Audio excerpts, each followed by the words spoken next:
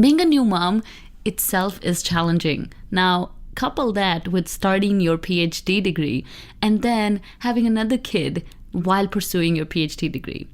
On this show, we've spoken to a lot of moms in academia and their experiences. But our mom today is a little bit more special. She is on a mission to help PhD moms become their best self and live a balanced life. So let's talk to ChiungWei and learn more about her STEM story. Hi there, this is Prasha Dutra, and I'm passionate about helping you unlock your true potential in your science, technology, engineering, and mathematics career and beyond. Less than a decade ago, I moved to the US from India to live my American dream. I took my engineering career to the next level by starting my own consulting and coaching company while thriving at my 9-to-5 job. Money, time management, career planning, and personal growth are all things we'll discuss here. From expert guests and their stories to my own lessons, this show is an ongoing masterclass in how to believe in your brilliance and conquer your STEM career with confidence. Get a pen and paper and get ready for an education you wish you had in school. This is Her STEM Story, the podcast.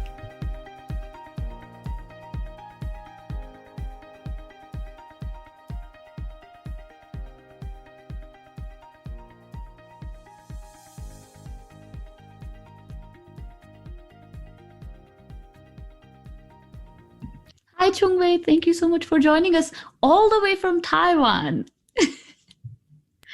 Prasha, thanks for having me. I'm very excited about this podcast. This is so great. So tell us, what are you doing in Taiwan? Give us a little bit of background. Yeah, so this is not a very usual time when I'm in Taiwan. And because I'm here for getting reunion with my kids because of the pandemic, as everyone knows, in this year. And so I study in chemistry in North Carolina, doing a PhD degree. And this is my 5th year when the pandemic hit. So all the daycare system closed.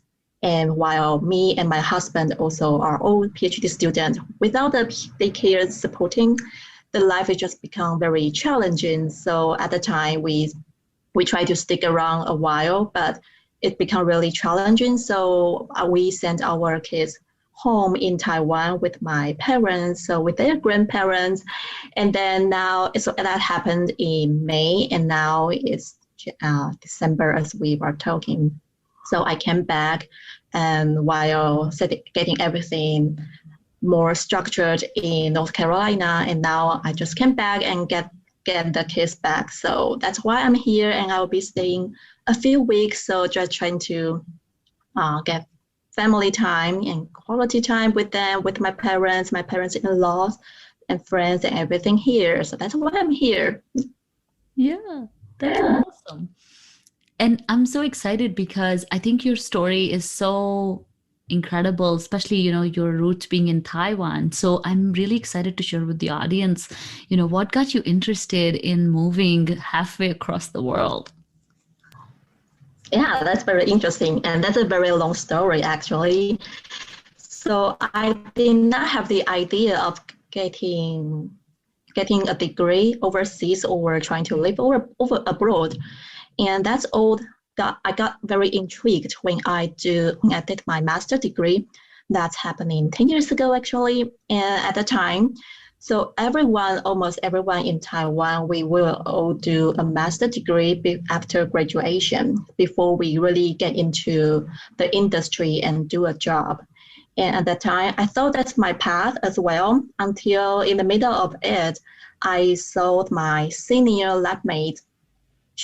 One day I saw her was reading about GRE and TOEFL, this kind of exam for studying abroad, and I just check in and see what's going on. And then I got really curious about that. So, doing a degree overseas, that's so cool.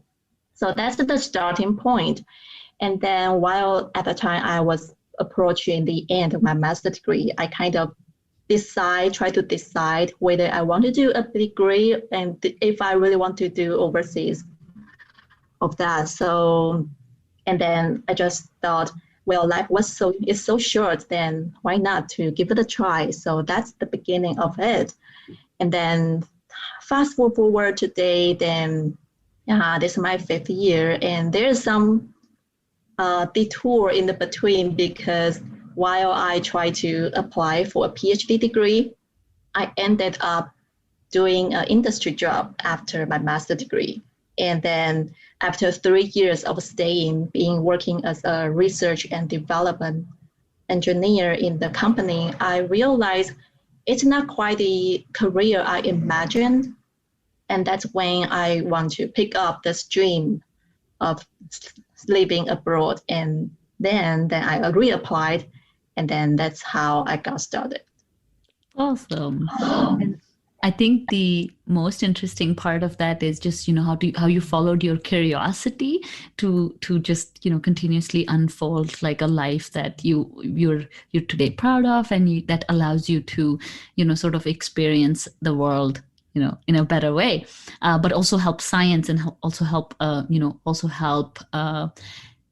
immigrants, perform better at their school life, and other things that we'll talk about later in this interview. But I'm curious to know, coming from a non-English speaking country, like coming from, I know that, the challenges, people don't see that you and I are different kinds of immigrants, right?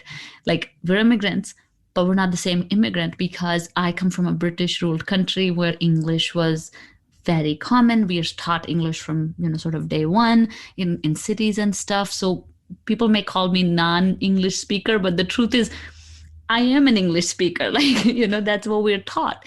But that's not the case with Asian immigrants, from Taiwan, China, all these different countries who have really different languages. So they're not even like comparable, like, French and English, maybe you can compare Italy, they're Latin derived languages, but I think the Asian people have a much more harder struggle coming all the way here. So tell us a little bit about how, if that was your case as well, and then what was your other big challenges? Yeah, that's a very, very great point to speak. Yes, so for Asian, the grammar and how we pronounce the word were really different. And I did not realize that before I came here and living for a while. And that's really gave me a lot of trouble and a lot of hard time when I first moved here. So this really came down, I keep reflecting what kind of challenges it is here. And it really just comes down to twofold, and probably people have heard about it. It's the cultural and the language thing. Mm-hmm. So for language, it's very obvious. We don't speak English in Taiwan. It's not our official language. Even though we study English since we are very young, some people really send their kids in kindergarten to start learning English. But for me, I only get in touch with English when I was 15. So that's one of the subjects in the junior high school. And I honestly, I'm pretty proud of my English performance in Taiwan, but that's really the school only focus on more reading and listening. So that's more input. For output, for example, the speaking particularly, is another focus. So that's why when I came here as an immigrant, I cannot really articulate myself very well. And for example, the first time I want to order a coffee in the campus, and I just have to repeat myself so many times until I really get the iced latte for myself. And it was really frustrating because, hey, I am doing a PhD degree, that's a higher education. I cannot even get myself a coffee. So what is happening here? That's really confusing. It feels like I'm an idiot or something else. That's so weird. So yeah, that's one thing. And then the cultural thing also, the cultural thing and language thing, I would think they are intertwined together, because how you speak really represent the culture behind you in your root. And since I'm now living here I do my PhD and living abroad since I was 30 years old. So for the past 3 decades, I was in a different culture, in a different language. So when I'm here, it's really weird. Even though I cannot even do small talk, like, hey, how's the weather? And I would really want to be very specific about how the weather is. But then I realized, oh, that's just being friendly, and that's a small talk. So yeah, the cultural thing is really different. And I think it's not really, besides the big cultural thing, for example, the history of the country or the law and something else. The big side, that's for sure, people can understand because you are not from this country, so they can understand you are not familiar with this topic. And I'm more like a conversational and everyday on the daily basis. It's just different. For example, when you have a dinner in the restaurant, in America, you have to give tips, but we don't do that. And that's really confused. How much do I do that? And how do I do that? Do I put a credit card or, yeah, just this kind of small thing, that's the cultural thing. And you are not really sure what to do about it. So that's the first few years I was very in a struggling phase. And then I did not understand what's wrong with my either pronunciation or something else. I just keep telling myself I'm new here, and I will just try to learning a lot, cultivate. But it's still very frustrating because it's a very slow process. I have to be very patient about it. It's not like 6 months, then you can go, hey, you are a natural speaker, and that's just not happening. And so I keep learning, and it gets better. So I start to can articulate myself better, express myself, ideas and thoughts. But still, I think I still feel like I'm hit a wall, and I don't know what's going on. And until one day I get enrolled in the program. So that's on campus, and it's called accent modification for international students from my friends. So I was really so curious about that, even though I have to invest some money in that. But I think I've come so far, and I have reached a point that I need some help. So I go in, and that's really a big change for me. And that's why I realized, oh, there's some pronunciation that doesn't exist in Eastern country.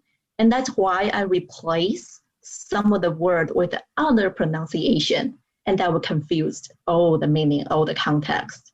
And since then, I kind of observed that I didn't have to really repeat myself, even though I speak the right grammar, right sentence structure, but it's just about the pronunciation problem. So it gets better. Yeah, that's awesome. And I think one of the things that you mentioned here, which again, people may not realize, is the struggles that immigrants have and immigrants from different places have. And then also the age, right? When you come here versus, so many people come here on different timeline in their lives. And, this kind of adds another complexity that, I definitely want to discuss here in just a second. Before we do that, I would love to know, what is your research on? So what are you studying in your PhD? Yeah, so I'm studying chemistry, but our lab is not a typical chemistry lab. So where you can see a lot of glasses and a lot of hood, and then you pour the liquid around to make some reaction. So my lab is under the division of physical chemistry. So what it means is we apply the physics principle to explain the chemical reactions. So our lab have more like equipment or lasers and optical table, things like that, more clean, I would say it's more clean and more fresh environment. So in our lab, we work on developing a technique that's called nanospectroscopy, which is just a combination of spectroscopy and microscope. So what spectroscopy can do for us is to identify the molecular signature. So that's why we know, we know in the air we have the oxygen and nitrogen, and we use spectroscopy to identify that because the molecular fingerprints. And then for microscope, it's just to look at the things very clear. So something you cannot observe with your bare eyes. And we use microscope to enlarge that property. And nanospectroscopy is something we can observe at the very short length scale. That's a nanometer, and that is 1,000 times thinner than your single strand of hair. So why we focus on so many small length scale is because we want to see the heterogeneous properties in materials. So I love this analogies a lot. So it's like when you look into a bag of candies. At first, you probably say, oh, they are all the same. But in reality, they are heterogeneous because you will see they have different colors, they have different shapes, maybe the size are a little different.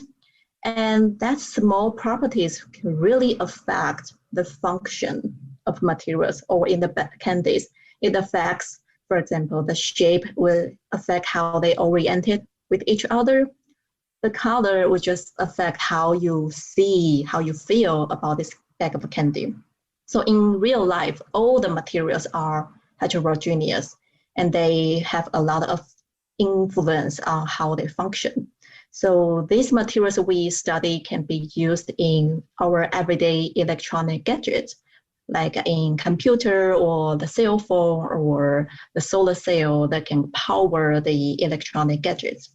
So we use this technique to study that. And the techniques, one of them is called atomic force microscope.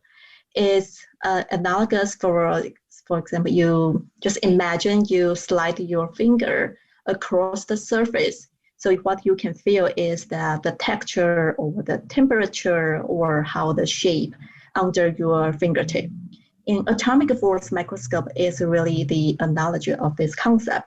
But instead of using a finger, then we use a very sharp and very tiny tip. So we bring it to the surface of the material. And by constant touching on the surface, so we can observe all the things on the material of the surface. So that's what we are studying and combining spectroscopy so we can see what's really happening on the surface, on the nanometer scale. That's very tiny nanoscale. Oh, that's wonderful, because you reminded me of my time in the not physical chemistry, but my time in microscopy. I spent, good amount of time in AFM. And as you said, atomic force microscopy, I'm like, does she mean AFM? But I know the benefits because I work in the industry. And literally today we were talking about Fourier transform irradiation spectroscopy, which is FTIR, right? Fourier transform infrared. Yes, infrared spectroscopy. And I think the industry uses so much of this, and this is so important and so difficult to work with. I know I've done AFM maybe 2 or 3 times, and I cried. I was crying through the whole thing. Yeah, AFM can be very tricky, yes, to manage this. Very tiny, you have to use a tweezer, and sometimes you just flush away, and then it doesn't. And it's so expensive for this one single tip. Yeah, we had to get special permissions. We had to get special approvals from people to use AFM. It was such a big deal. And so it's so great that you're working on these, futuristic technologies that are really going to help us develop better materials, know more about the things that, we're using in our day-to-day devices, and at the speed that the industry is growing, especially the digital space. I think this is just so timely. Yeah, that's true. I'm really glad you have this experience so that you have a little context in that. Yeah, a little bit. I'm the what do you call it? Jack of trades, master of none. That's who I am. So now, again, shifting gears, going sort of back to what we were discussing before, one is coming to America from a non-native English-speaking country, then coming to America at a different age in your life, not necessarily, maybe, some people come for undergrad, it's a different struggle. But to top it off, when you decided to change your career stream from industry to go to PhD and move to another country and doing all these things, you also got pregnant. So you welcomed 2 toddlers, 2 babies while finishing your PhD. So tell us that whole experience of doing these two ginormous things. Wow, yeah, that's a big reason that I started this whole platform I'm building, and the whole motivation actually in the last 4 years. So now I have two toddlers. One is 2 years old, the other is 4 years old. So that means I got pregnant in my second year in 2017. And that's a kind of in the plan actually, because at that time I was 31 years old.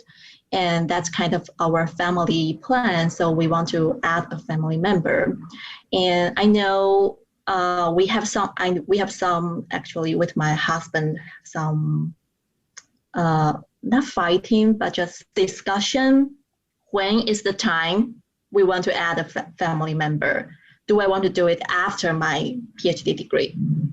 Doing some calculation, that's the 35 years old, and people still, in nowadays, people can still do that in that age. But we just think if we want to do that, then there's no really perfect time at doing that. So while we are as a student, even though there will be some challenges, so we still think that's one of the things that's our common goal to do that. So I got pregnant, and at first because we didn't know a lot of resource in the American as a PhD student in the university, and the first decision was we wanted to send our babies home in Taiwan, just like this scenario again, because we feel it's really a lot of work. So we think that's the only path that we can choose to develop our professional, but also maintain our family.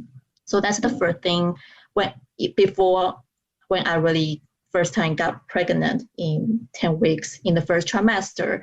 And then when I passed the first trimester, I talked with my advisor about it. At first, I was so scared actually to talk about it. I feel that, maybe she would think I'm not really serious about my PhD degree. And what about the other department? The colleagues would think about me. But I'm really serious about doing my PhD degree. I really literally abandoned all my 30 years of life in Taiwan and moved to the new place. And then, so I talked with her and talked about our plan to send our babies away for maybe a few months until I passed the qualification exam, which is coming up in a few months as a second years of PhD student. And out of a surprise, she replied that I really don't have to do that.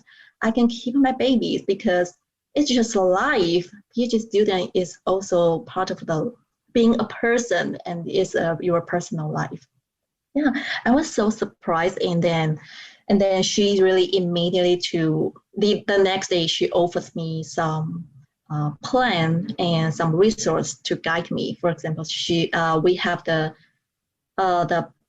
parental leave for 6 weeks that's offered from the university, and she offered me another 6 weeks so that I can still have my health insurance covered, even though there's no wages. And I did not really think about this detail actually until she mentioned about it. I have to take care about the health insurance. So that's the different thing really in the US, because in Taiwan, I don't think I have to worry about this a lot. So that's a new frontier. And then, so we then we can probably do that. And then there's also a resource for financial support from the campus. And we applied for it. We didn't get it in the first semester, but we got it in the second round. But that's one of the reasons I really sit down and talked with my husband and then say, I want to change our plan. I don't want to send my babies away. I want to be with them. So that's how it got started. And then in 2019, so 2 years later, I got pregnant again because I think it is still a part of our family plan, because we wanted 2 babies so they can keep each other accompanied. And also, it just feels to me that 2 babies is a perfect number for being a family. And this time, I was scared again to talk about this with my advisor because I remember the first sentence I said to her is, I want to say something to you, and I think you will be pissed. You might be pissed. I think I just say that. And then so I reveal this news, and then she has some surprise face expression on her face, but I don't think she is really got pissed or upset. She just maybe raised some concerns because, oh my God, I'm in my 4th year and I'm about to have my 2nd baby. Yeah, so but by the 2nd time, everything in the house got more, because we are more familiar with all the process, how to go to the hospital and how to talk with your nurse and how to do all the prenatal exam things, and how do I deal with the postpartum life and things like that. So it's about very rocky, but it's manageable, I would say. Yeah. And I think what I love about your story is the fact that you had a woman PI. And I think so many people don't have that. I mean, I think you are probably one of the very few women in academia that I have interviewed for this show who have something wonderful to say, who has shared, some of these wonderful resources. Because I mean, again, don't quote me on this, people who are listening, because maybe there are a few, but from what I remember hearing a lot is, just not enough support, not any maternity leave, a lot of like stress and a lot of like pulling you down. And you give me hope that, it's not that way everywhere. As you said, you mentioned so many wonderful resources that, people may not even know about. And I love that your PI mentioned something on the lines of like, you're a person. It's a part of being a person. And I think in STEM and especially in academia, so many times people forget that, right? Like they totally forget that they're a human being and things are going to happen to them and life is important. And, of course, at the end of the day, your ambitions for your family and your goals, your aspirations for yourself are important, right? Not more than how many papers you have. Like, you're going to be lived by your kids, not just by your papers, right? So I think it's so great that you had that support. And even though it must have been tough still, because you're still doing such an important research and you're doing such an intensive research and your spouse is doing the same thing, it must have been struggle. But I think your university has done a good job, but also you having a woman PI might have something to do with it too. So I think this sort of adds on to the whole thing of like, we need diverse and inclusive environments where people can have kids, like, where people can go to have kids and not feel ashamed about it, or where people can go and have kids and get support from their managers. And again, I think people in the industry don't realize it, because in industry, it's blatant discrimination and there's a lot of repercussion if you don't treat people correctly. But I don't think that translates to academia. I think academia has such a long way to go. Yes, I agree. I think the advocacy for yourself is really an important lesson that people or a PhD student want to learn or need to learn, because the resources are around, but a lot of people don't recognize that's around until they have to really proactively to look for, and then to talk to more people about it, because there are things that are hidden, particularly for immigrants. You are not familiar with the system.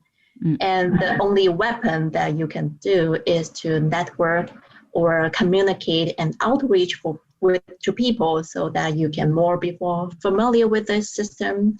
And you are mentioning that, I feel the years I in a state of being privileged until I did not realize that until I really start to talking about my stories and listening to other people's story or reading other articles. And I realized the prenatal system in the States was really, I would say, made some improvement so that people can really live a life that can be more balanced, being a person.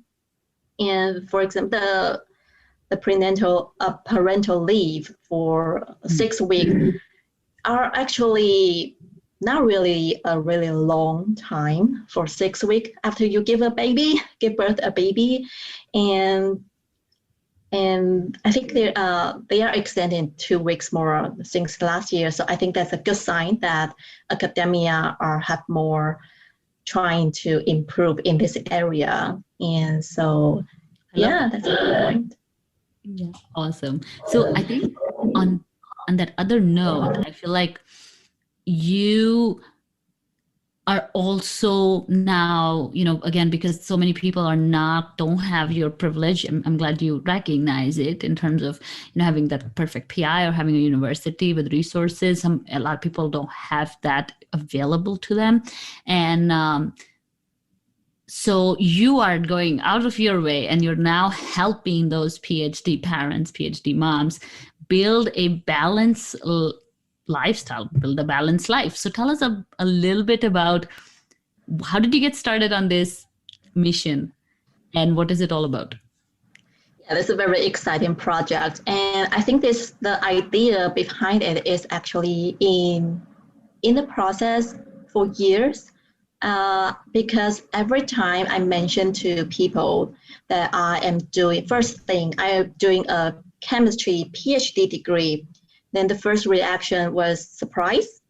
Being a woman and you are doing a higher education and out of the country, and they are just, I think there's some kind of stereotype that people have forced on women. And then that's before kids. Then I have kids and with my husband. And then we mentioned about we are a family of 2 PhD degrees with 2 babies. And they would say, oh, that sounds really a lot of work. Or they would say, then you and your husband must be very smart so that you can do that.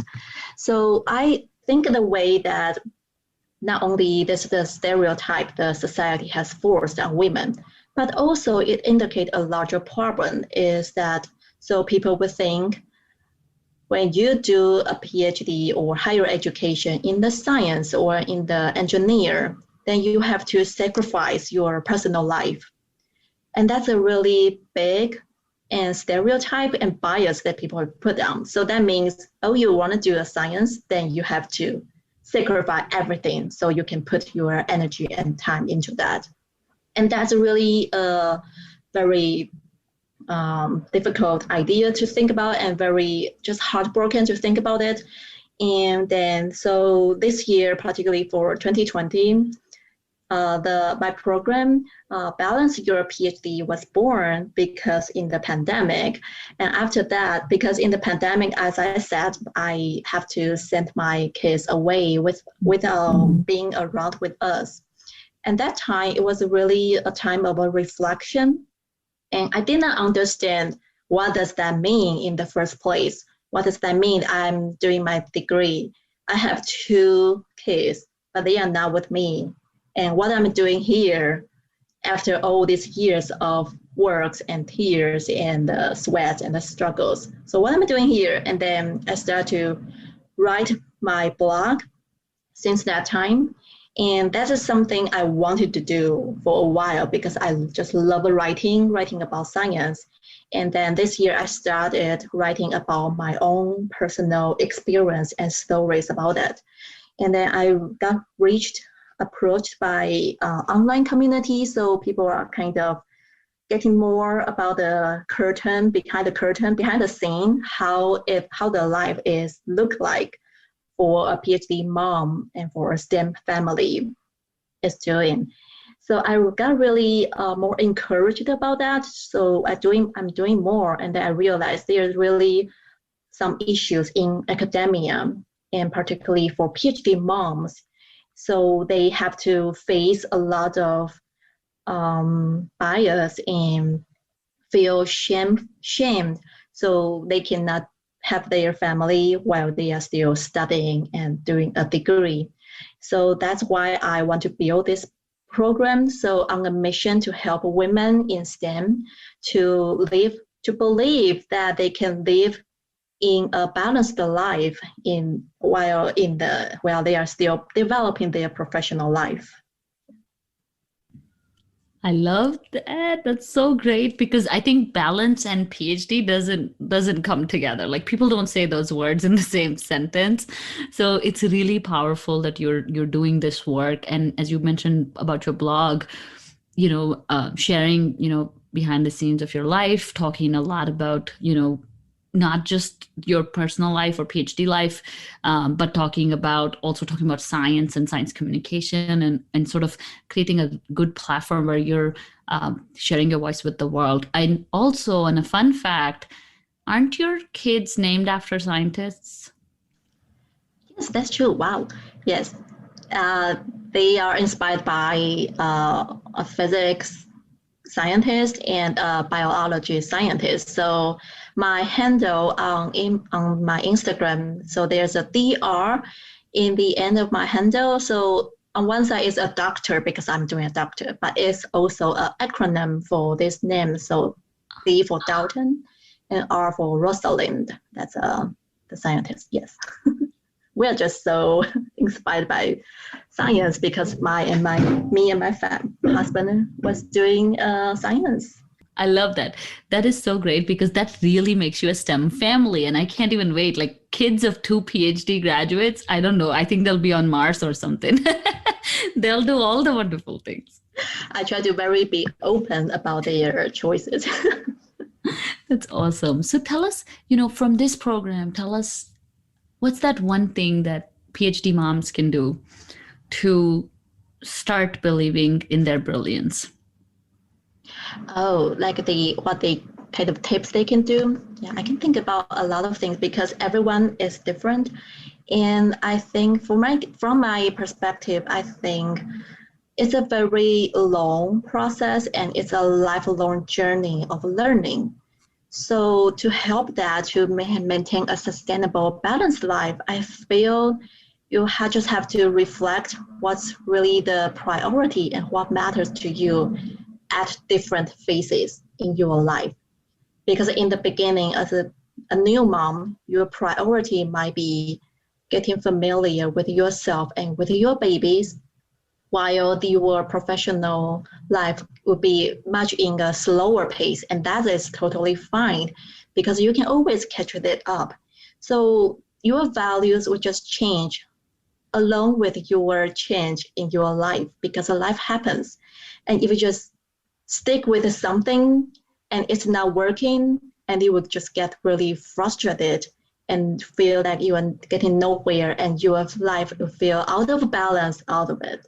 So yeah, reflect that, and by doing different kinds of things and think about your values would be really helpful to maintain a sustainable life.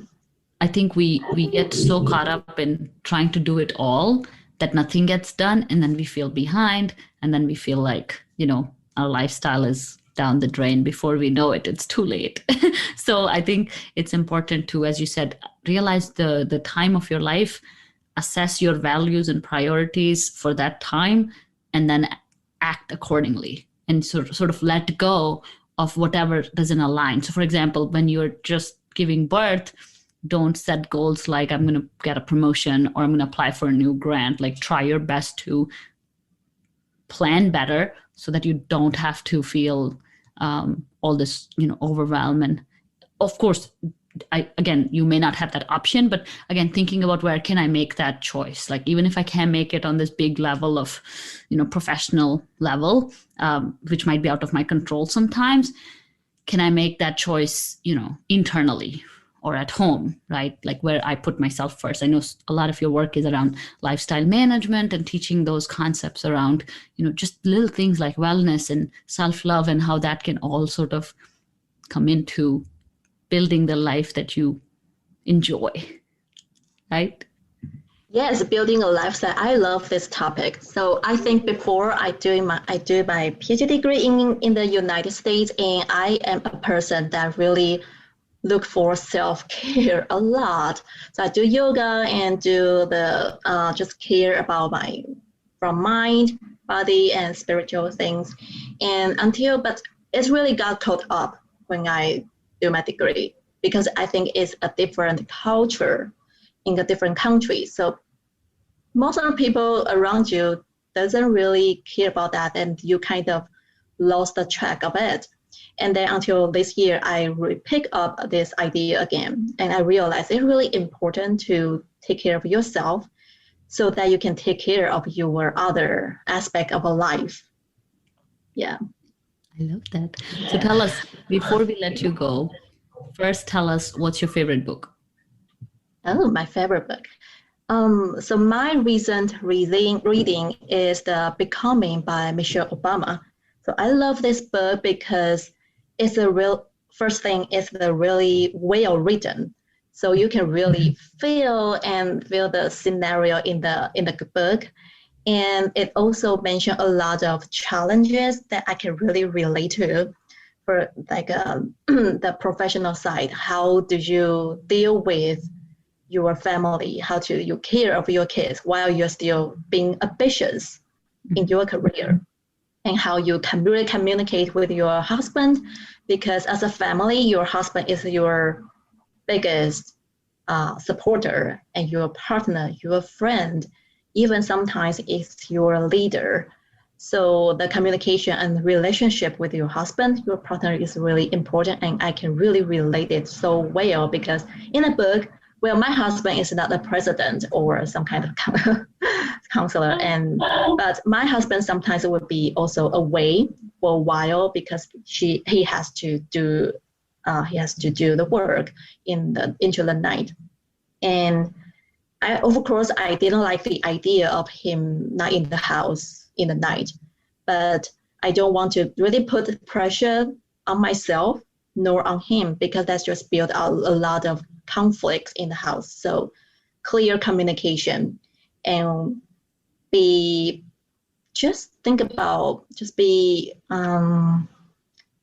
considerate how the other person is trying to accomplish, is something I can relate to in the book.